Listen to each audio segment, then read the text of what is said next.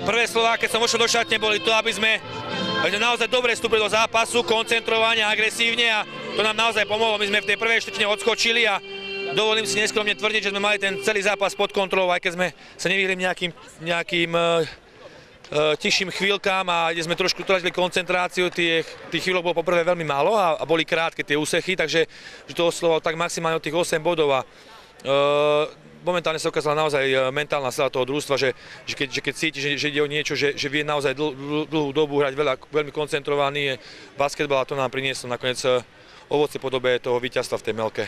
Po finále, alebo teda v celej vlastne stredoeurópskej lige ste si dokázali to najdôležitejšie víťazstvo nad Sopronom nechať na ten najvhodnejší moment, pretože v základnej časti prišli dve prehry. Teraz možno vystáva taká otázka, či aj do euroligového play-off proti francúzskému Bourges to víťazstvo je takto pošetrené. Ja skôr by som sa vrátil k tým prvým dvom zápasom proti tomu Soproniu. V prvom rade, keď trafáte veľa troják s vysokou percentuálnou úspešnosťou, tak sa Sopron dobre hralo aj doma, aj tu u nás. A dneska sa to presne vymenilo, čiže nám sa hralo oveľa ľahšie, keď trafíte 9 troják z 19. To je prvá vec. Druhá vec, my sme hrali veľmi dobrý zápas v Soproni a prehrali sme ho až v posledných sekundách.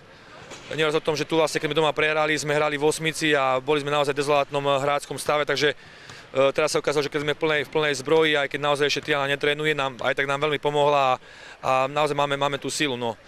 Proti tomu Bourges, či sme to ušetrili, či sme to neušetrili. Myslím, že celá tá séria sa bude odvíjať do prvého zápasu tam.